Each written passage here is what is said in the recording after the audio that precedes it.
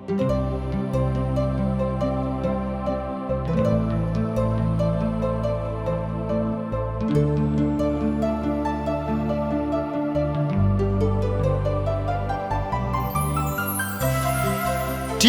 द्वारा प्रसारित कार्यक्रम जिंदगी की राह में आप सबका हार्दिक स्वागत बा।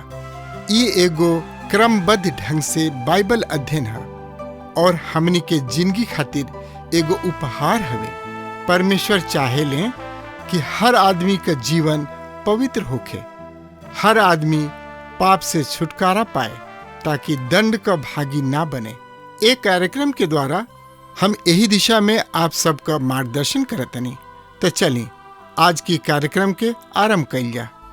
ये अध्याय के शीर्षक है प्रभु यीशु मसीह के महिमा नियुक्त सेवकाई में परमेश्वर पिता के शांति।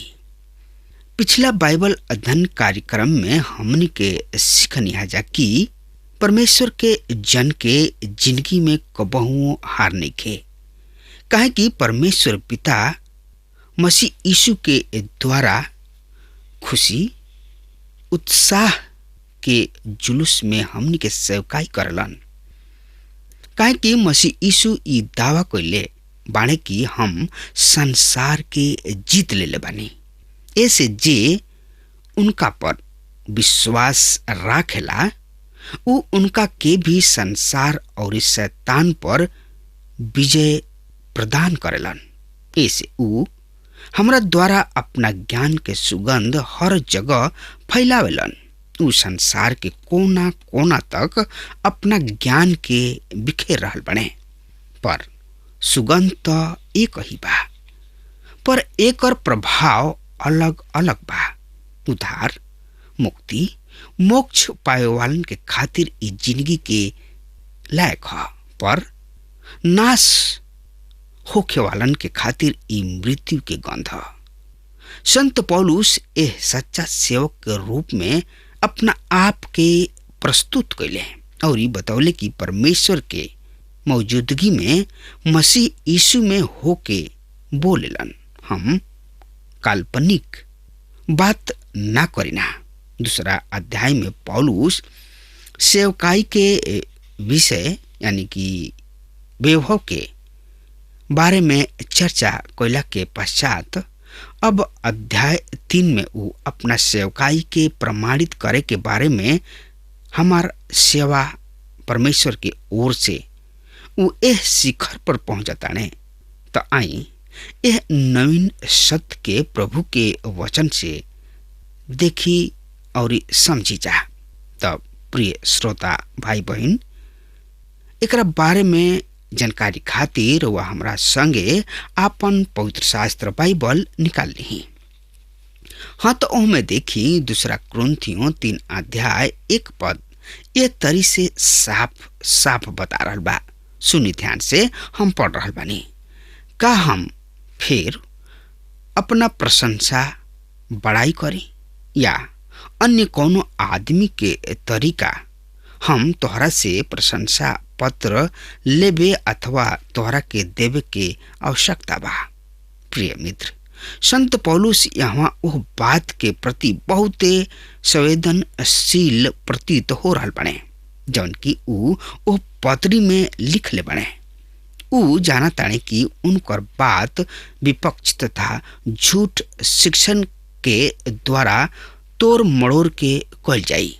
ऐसे संत पौलुस उन्हें लोग से सवाल कर रहा बने कि का हमरा अपना स्वामी से सिफारिश पत्र के जरूरी बा कि हम उनकर सेवक हई? ना मित्र, पौलुस के ऐसन कोनो सिफारिश या प्रमाण पत्र के जरूरी नहीं है।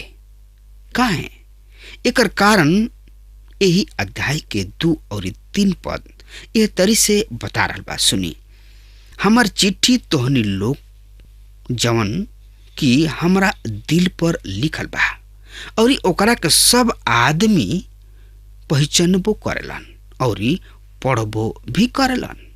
ई प्रकट बा कि तोहनी लोग मसीह के चिट्ठी हवा, जेकरा खातिर हमनी के डाकिया के काम कैनी और उस स्याही से ना बल्कि जियत परमेश्वर के आत्मा से पत्थर के पटिया पर ना बल्कि आदमी लोग के दिल के मांस रूपी पटिया पर लिखल बा।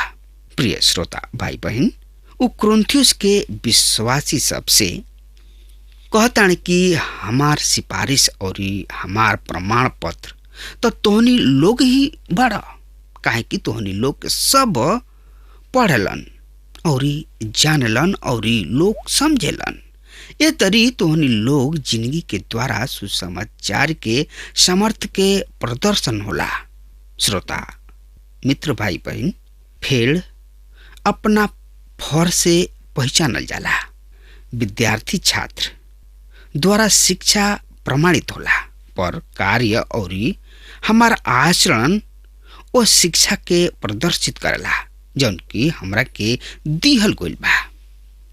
अपना वचन के कैसन शिक्षा पौले बड़ा, ई रउआ कार्य के और आचरण से प्रकट हो जाला। मंडली के जिंदगी मसीह के शिक्षा के प्रमाणित करेला, पर का रउआ सही में ऐसन बानी? ऐसे अपना शिक्षा के जांच करी, का ऊ परमेश्वर के वचन के अनुसार बा या नहीं खे।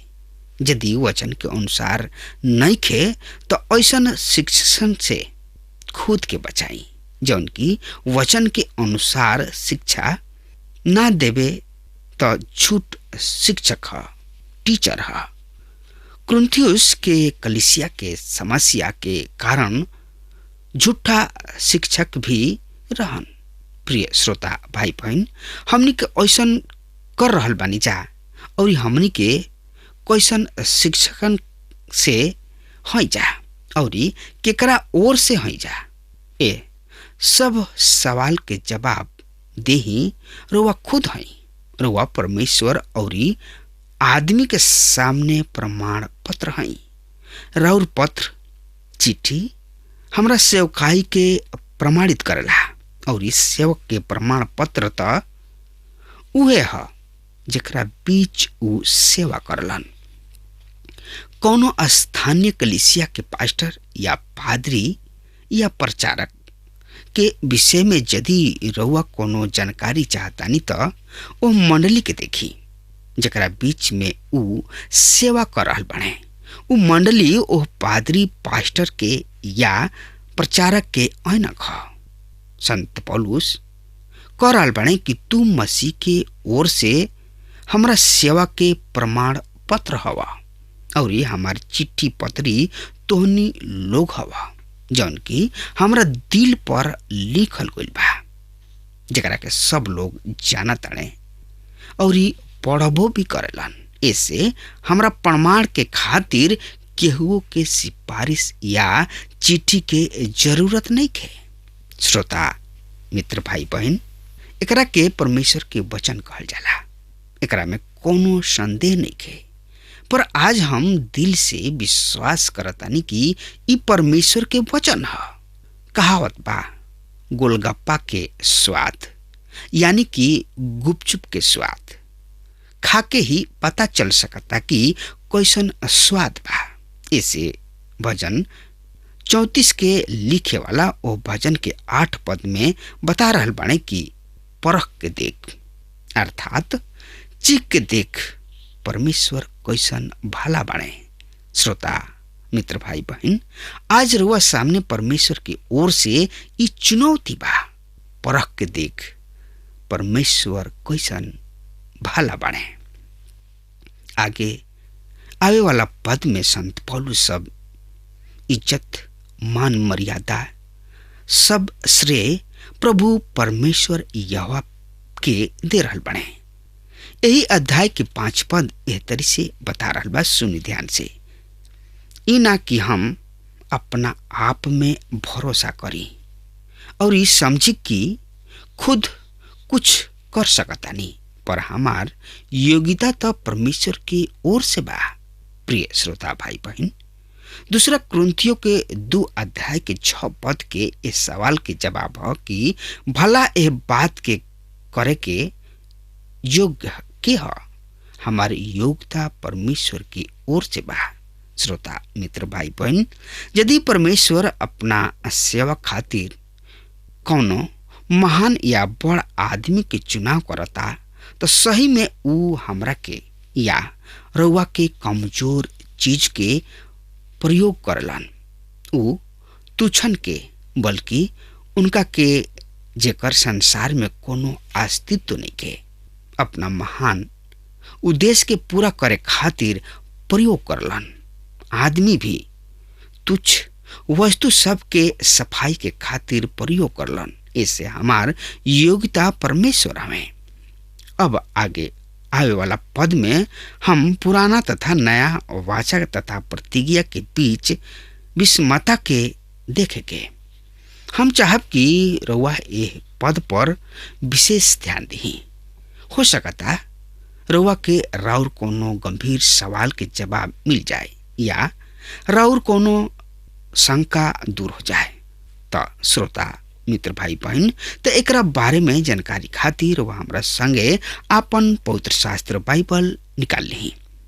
दूसरा कुरिन्थियों के पत्री 3 अध्याय के 6 पद से लेके 11 पद ए तरी से बता रहल बा। सुनी, जे हमरा के नया वाचा के सेवक होके के भोग बनौले, अक्षर के वाचा ना पर आत्मा के, काहे कि अक्षर तो मरेला पर आत्मा जियावेलन।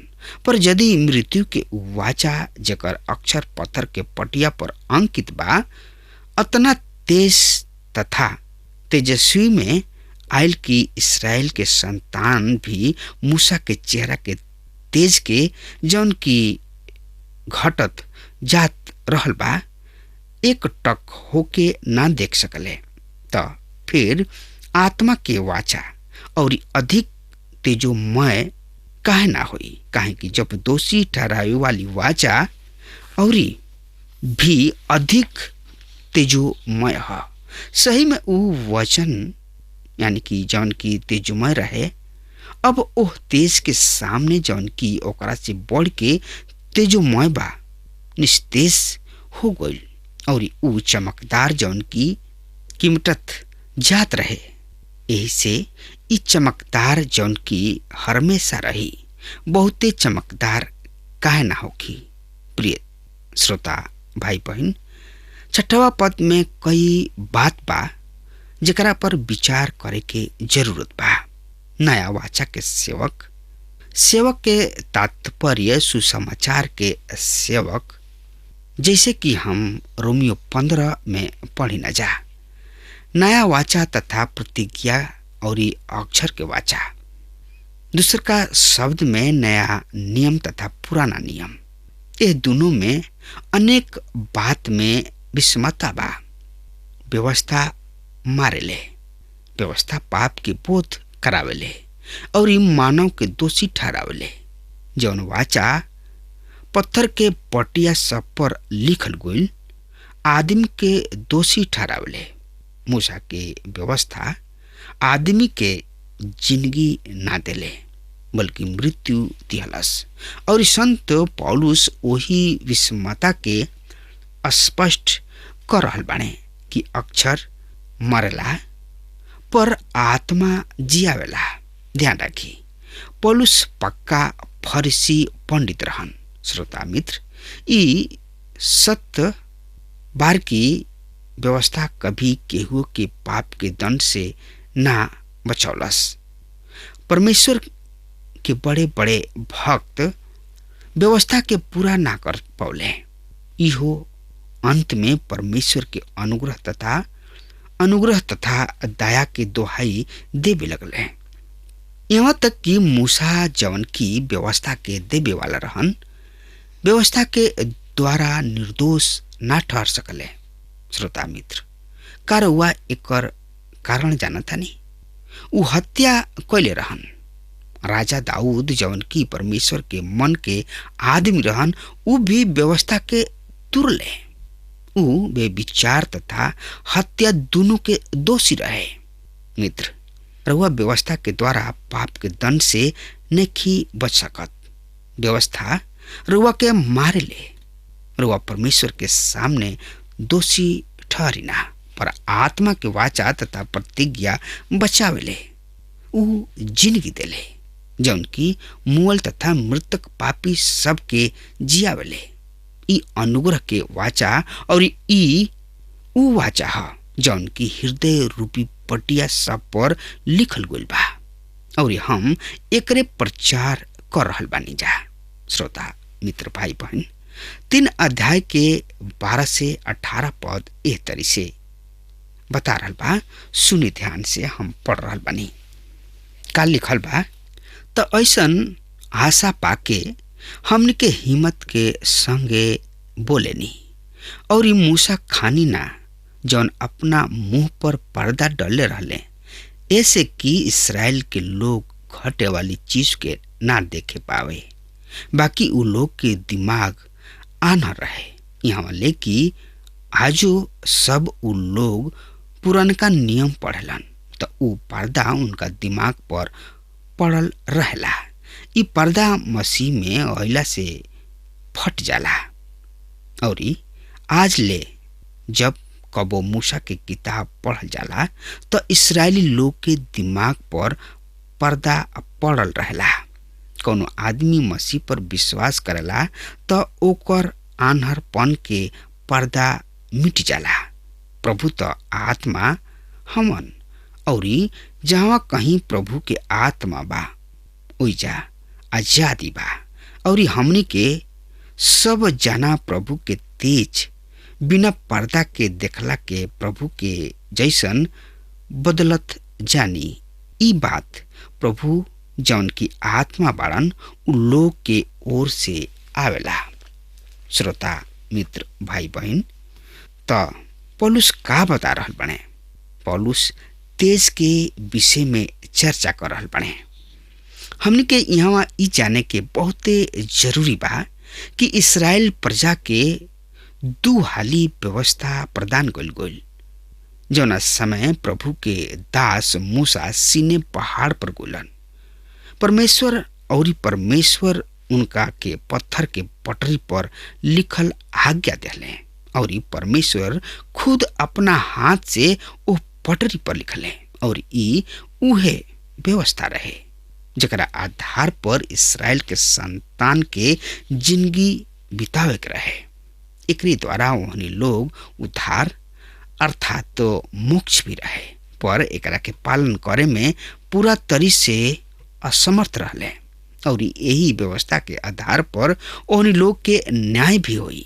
और ई बड़ा ही रुचिकर तथा गंभीर बात बा कि जौना समय मूसा सीने पहाड़ पर परमेश्वर की व्यवस्था पटरी प्राप्त कैले नीचे, वही समय इस्राएल के संतान ओकरा में से प्रथम ई नियम के तुरत रहन।